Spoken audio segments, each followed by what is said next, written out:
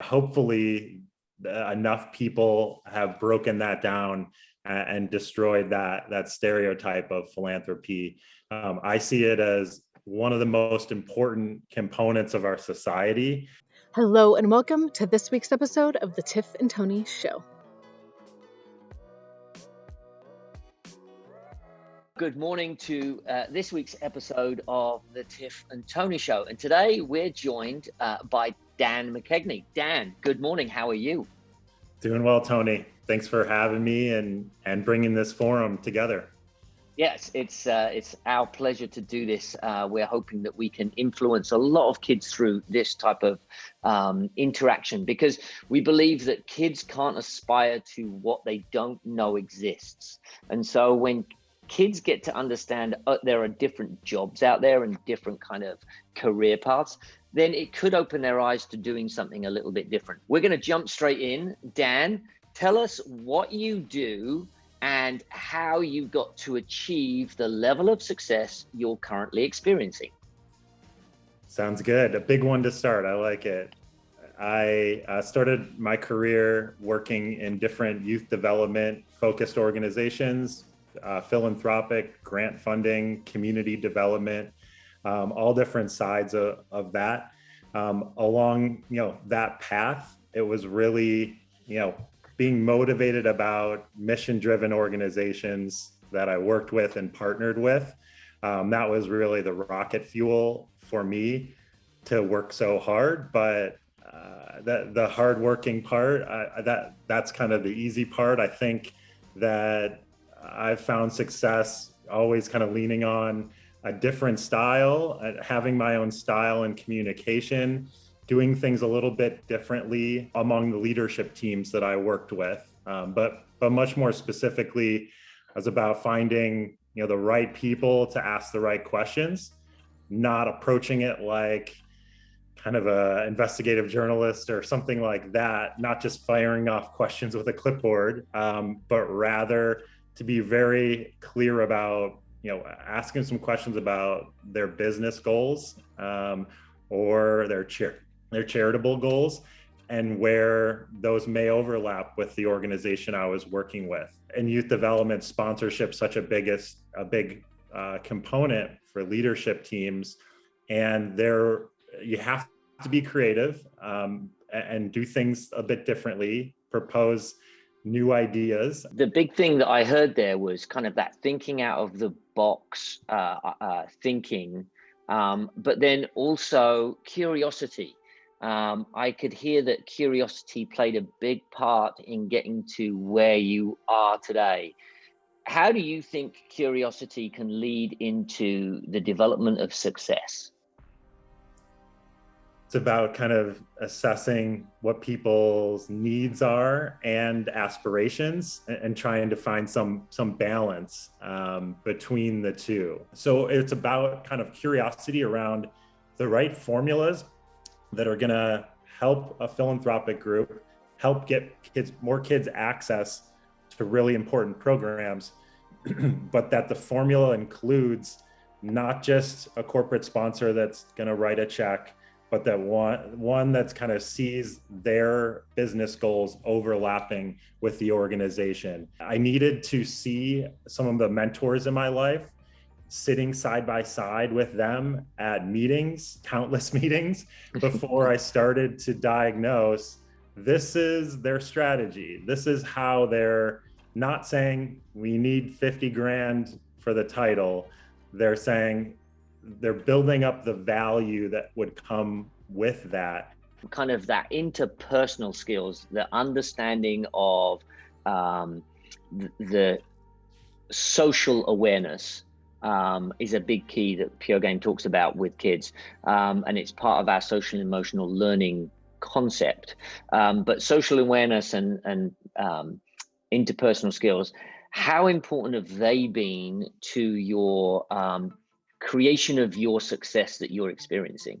It's not easy, is the shortest way to put it. And it's, being a lifelong learner when it comes to your craft. Your career is one thing.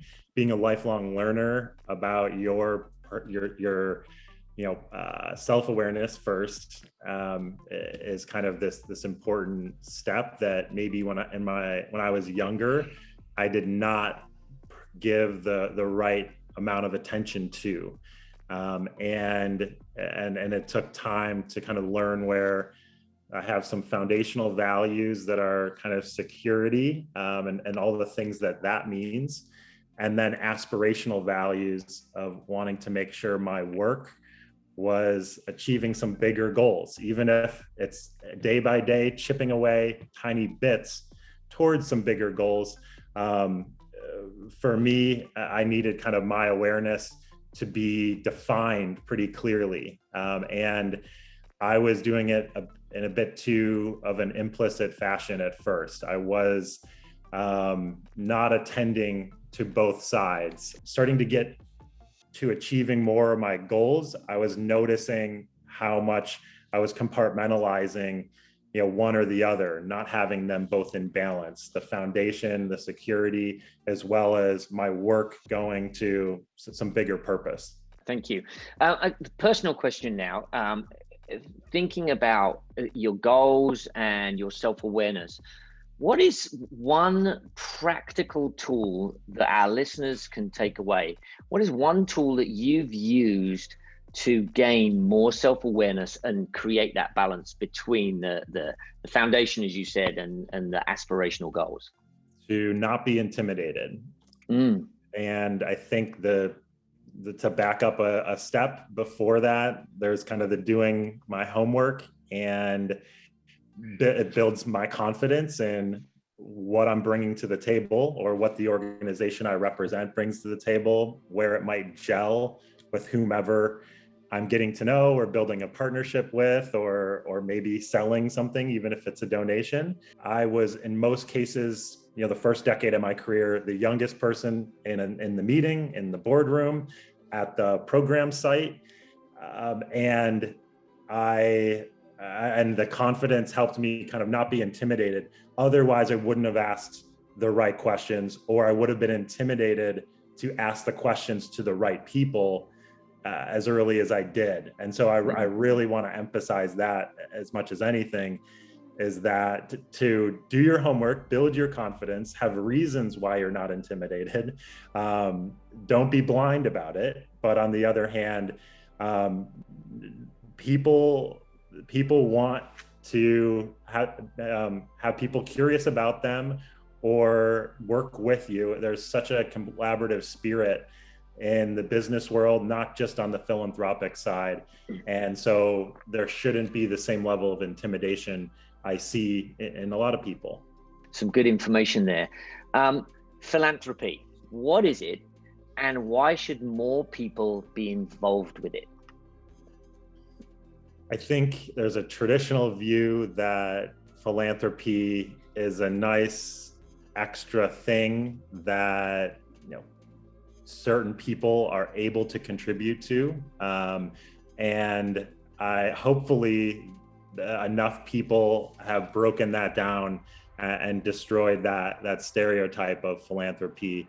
I see it as one of the most important components of our society, and so I think the perception continues to change. The people that are represented in the leadership teams of philanthropies has been changing, and still an incredible amount of work to go. It's an irreplaceable function in our society. It's an incomplete cycle of resources without ensuring that people who are underserved and communities that are underserved get more access and have a means to get affordable access to important parts of our life. You and I have worked in youth development. That's just one of the slivers of the philanthropic space. We know how important it is to us, and because of our experiences growing up and the young people we work with, there's many other people that have a different cause, a different sliver in the pie. And there's so much collaboration across sectors within philanthropy as well. So I want to make sure that young people looking at careers very seriously consider and don't think it's anything different from a business just because, it might be classified a certain way, the way that taxes are done. So it shouldn't be discounted by any means. It's been a really important part, not just of my career, but many business leaders, their leadership roles along the way at philanthropic organizations. It is such an important part. I mean, Pure Game as a non-profit, we rely on the philanthropic nature of people out there. And I think that the whole philanthropic world believes that, I've got to give lots of money or it's not worth giving. And I want people to hear that, hey, if you give $1, it's worth giving, because it does make a difference. Why would you say giving is so positive for the person who is doing the giving? What is it about giving that is good for me to take part in? I think, at least for me, the way I've always looked at this is to give more than you receive is not just a reminder how often you do it, and to give means to pick up a piece of litter, and it means a CEO of a company donating a significant amount when they're moved to do so, and everything in between. So to give in any form more than you receive means, to me, you're reinforcing that we're all in it together. We are a collective. Yeah, I love that. One final question then. Who would you challenge to be on the Tiff and Tony show? Wow, on the spot too. I'm going to recommend a friend named Amobi Akugo, and not just because soccer or football has been such a big part of his life, but because his true goals are really based on helping people be more responsible. He works in the financial education space outside of sport, but thought that, his goals to help the next generation be better prepared than our generation was. That's part of his purpose and his mission. That's been so powerful to see. He's one of the colleagues that has modeled giving more than receiving. And so to be an athlete and a leader in the way that he that's my reference letter. Excellent. Well, Amobi, I can't wait to see you on the Tiff and Tony show and hear what you have to say. Dan, this has been awesome. Thank you very much. Listeners, philanthropy, it's important. It actually does make you feel better. Giving more than you get is an important way of living to make this life feel that we're all in it together. That creativity, thinking outside the box, and be curious, because when you're curious, you get to learn more and you remain in that lifelong learning section in life. So I love all of that. Dan, thank you very much. Anything else for our viewers from you? That was very well synthesized. Thank you. Thanks for bringing more leaders from all different spaces to the forum. And you've been doing that live in person for years. And I've seen how well the Pure Game team has been creative over the last year, making sure that there's not a gap for the community. And that's really impressive.